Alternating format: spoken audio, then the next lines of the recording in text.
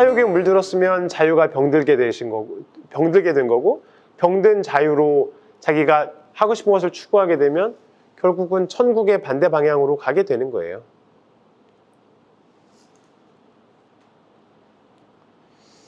그래서 요즘 시대 사람들은 이렇게 말을 하겠죠. 자신의 뜻대로 사는 것이 왜 나쁜 것이지? 라고 자연스럽게 생각하겠죠. 우리가 사욕을 따라서 살게 된다는 것이 내 뜻대로 산다는 것이라는 것을, 그러니까 사욕을 따라간다는 것은 내 뜻대로 산다는 것. 물론 같은 말이 아닐 수 있지만 사욕을 따라간다는 것이 내 뜻이라는 일 가능성이 아주 높게 되는 거예요. 하느님은 우리의 사욕 없는 생각과 마음으로, 그리고 하느님 뜻대로 사는 것을 좋아하십니다. 설립신부님은 이렇게 말씀하십니다. 사욕이 없는 생각, 말, 행동은 하느님 달게 잡수시는 음식이다. 우리 식성에 맞게 잘 차려주면 얼마나 좋을까? 하느님 사랑하실 줄 알고 음식을 사드렸더니 내 음식은 하느님 뜻대로 사는 것이라고 하셨다라고 설립신부님이 말씀하셨습니다. 이제 마지막으로 대월 4칙, 5칙, 그러니까 대월 3칙, 대월 1칙, 2칙, 3칙, 내 뜻대로 하지 않고 하느님 말씀대로만 하고 가르쳐 주신 대로 하고 하느님께서 좋아하시는 것만 하게 되면 두 개의 효과가 나타나는 거예요. 4칙은 뭐냐면 아버지께서 나를 혼자 내버려 두지 않으세요. 아버지께서 항상 우리와 함께 계시는 거예요. 그리고 5칙은 항상 우리와 함께 하시고 나를 혼자 내버려 두지 않으시고 내가 하는 모든 일은 아버지께서 친히 하시는 거예요. 우리 안에서 아버지께서 친히 하시는 거예요. 대월 3칙, 세 가지 원칙을 지키게 되면 그 효과로는 아버지께서 나를 떠나지 않으시고 아버지께서 우리 안에서 친히 모든 것을 하십니다. 그래서 하느님께서 내 안으로 들어오셔가지고 내 영혼 노릇을 하시는 거예요. 이것이 성령 강림이죠. 이렇게 떠날래야 떠날 수 없는 나하고 일치하시는 하느님이십니다.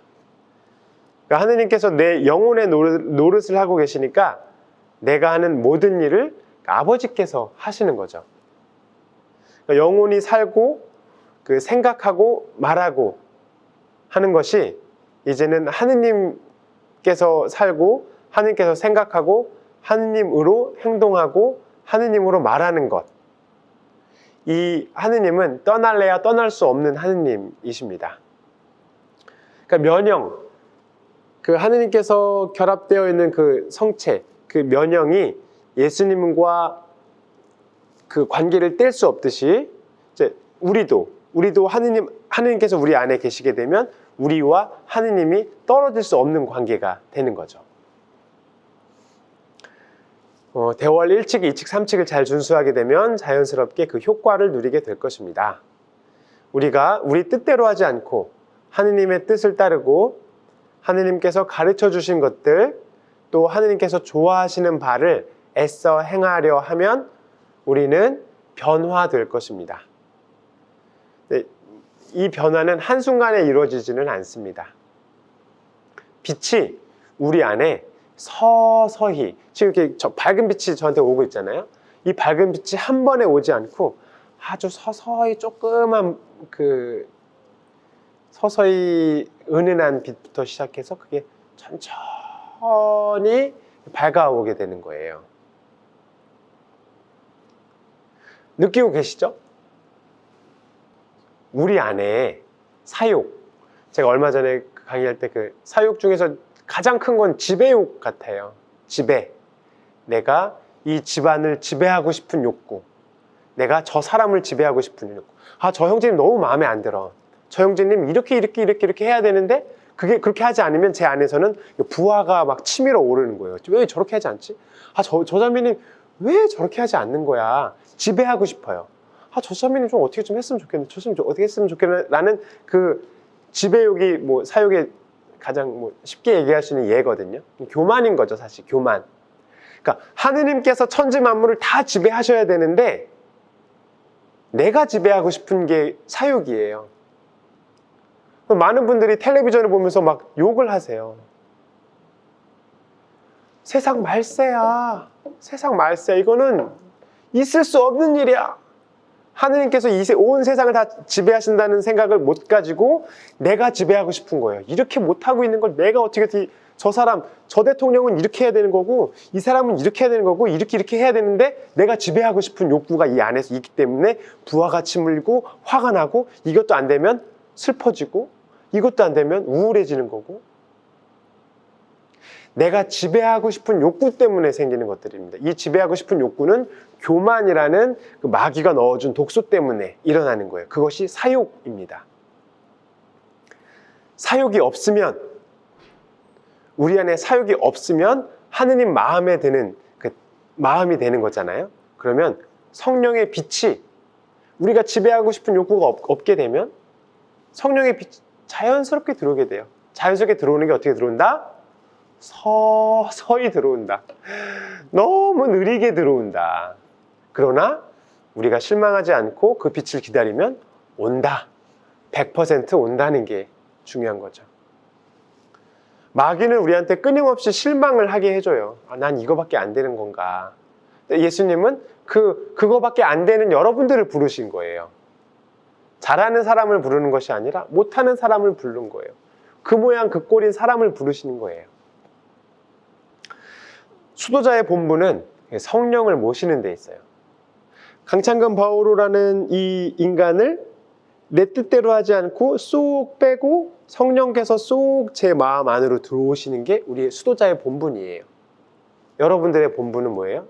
똑같이 여러분들도 여러분들의 그 인간 그 핵심을 쏙 빼, 그리고 성령께서 여러분들 안으로 쏙 들어가는 것이 하느님께서 원하는 거죠. 초대교회에 있어서 사도들이 성령을 받아 모셨잖아요. 그래서 완전한 사도의 힘을 받았듯이 우리 수도자들도, 우리 제3회원들도 성령을 모실 때 완덕으로 나아갈 수가 있어요. 성령을 모셔야 우리가 지배하고 싶은 욕구, 우리가 우리의 어떤 원초적인 욕구들을 서서히 빠져나가고 성령의 빛이 들어왔을 때 우리는 그 성령을 모실 수가 있고 완덕으로 나아갈 수가 있는 것입니다. 수도자의 생명, 제3회원들의 생명은 성령을 모시는 데 있습니다. 성령을 모시지 못하면 수도 생활은 헛한 거예요. 내 뜻대로 하고 싶으면 수도 생활이 아닌 거죠.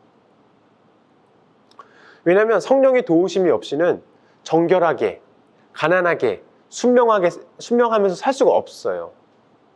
불가능합니다. 인간적인 본성으로는 정결, 청빈, 순명을 한다는 것은 불가능합니다.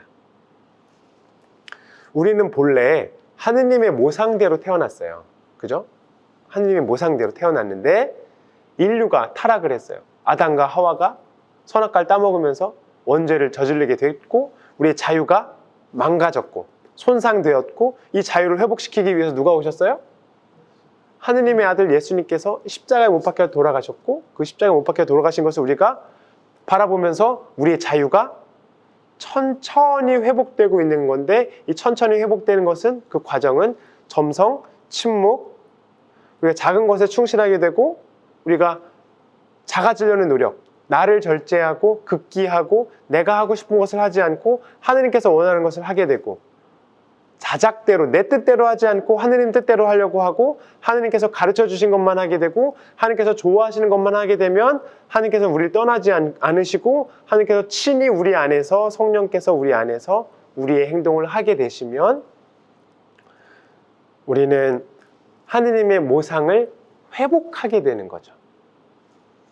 근데 세상은 이것을 잘 모르는 것 같아요. 세상 사람들은 하느님의 모상을 회복하는 것에 관심이 없어요. 자신들의 욕구, 아까 지금 말씀드린 지배 욕구, 이 세상을 지배하고 싶은 욕구, 다 지배하지 못하니까 마음 안에서 지배하고 싶죠. 그리고 내가 가진 정욕이든 먹는 욕구든 소유 욕구든 권력욕이든 명예욕이든 욕구들을 채우고 싶은 세상이에요. 얼마 전에 버스를 타고 오는데 사람들이 스마트폰으로, 특히 젊은 사람들 스마트폰으로 끊임없이 이거를 손을 움직여야 되는데 정신없이 그 인터넷의 세상에 빠져 있는 것 같습니다. 세상은 너무나 빠르게 변하고 있고, 하느님은 우리를 끊임없이 우리를 사랑의 눈으로 바라보고 계시면서 언제 당신에게 눈길을 돌리나 울면서 이렇게 기다리고 계시는 것 같아요. 그래서 우리라도, 세상 사람들은 세상 사람들이라고 하고, 우리라도, 제3회원들이라도, 이 방송을 보시는 분들이라도 하느님께 눈을 돌리고 이렇게 우리의 그 하느님의 모상성을 회복했으면 좋겠습니다. 우리가 성령을 모시게 되면 영혼이 하느님께서 창조해 주신 본 모습을 회복하게 되면 육체도 아름답게 된대. 우리 그 설립신부님 말씀에 의하면 자연 육체도 아름다워지고 영혼, 육신은 더 완전해져서 예수님의 모습을 담게 될 거라고 말씀하십니다.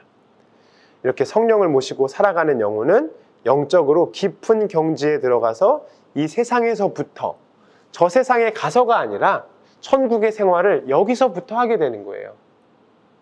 여기서부터 희생을 하게 되는 것이고, 여기서부터 희생을 하고 낮아지는 것이 정말 인생의 기쁨이구나. 예수님은 낮아지려고 오신 거구나. 우리의 삶이 인간성을 회복한다는 것, 하느님의 모상성을 회복한다는 것은 낮아지는 것이고 없어지는 것이구나라는 것을 이제 발견하게 될 때 우리가 그 천국에 살게 되는 거죠. 그러니까 점성 침묵은 우리의 인간적인 힘으로 작아지는 것을 노력하는 것이고, 대월은 하느님의 빛을 받으면서 그 작아지는 노력이 결실을 맺으면서 이제 하느님을 보게 되고 하느님의 빛을 받게 되고 성령께서 우리 안에서 오셔서 당신 친히 행동을 하게 되시면서 면형 없어지게 되는 거예요. 우리가 온전히 없어지게 되고 하느님께서 우리를 온전히 차지하셔서 그 아무것도 아닌 곳, 감실은 아무것도 아닌 것, 그 감실 안에 계신 그 면형, 아무것도 아닌 곳에서, 비천한 곳에서 지극히 그 평화로운 삶을 살게 되는 거죠. 왜냐하면 이 세상은 높은 곳으로는 많은 사람들이 올라가려고 해요. 편안한 곳으로 많은 사람들이 올라가려고 해요. 그러나 저 낮은 곳으로는 아무도 가려고 하지 않기 때문에 낮은 곳은 평화로운 곳이죠. 대월은 하느님 싫어하시는 모든 잡념과 분심을 뛰어넘고, 분심 잡념을 뛰어넘어야 되죠. 사욕을 억제하여, 사욕은 아까 제가 말씀드렸던 지배욕, 권력욕, 소유욕, 정욕, 식욕, 그런 욕구들, 죄의 근원인 사욕을 억제해서 빛이신 하느님과 대면하는 것으로서 관상, 묵상의 과정입니다. 즉, 이 세상의 모든 것을 뛰어넘어 주님과 마주 앉아 주님과 하나 되는 생활입니다. 따라서 하느님과 우리와 환하게 통하는 생활이며 하느님과 친하게 사는 생활입니다. 이렇게 사는 것이 대월 삼칙을 준수하는 것입니다. 이렇게 살면 하느님께서는 우리를 홀로 내버려 두지 않으시고 그분께서 우리 안에 친히 활동하시게 됩니다. 질문 있으시면 질문 받겠습니다. 없으면 없을 거라고 생각했고, 없으면 마치기도 하겠습니다. 성부와 성자와 성령의 이름으로 아멘.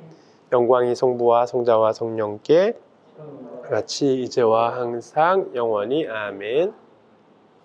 성부와 성자와 성령의 이름으로 아멘. 감사합니다.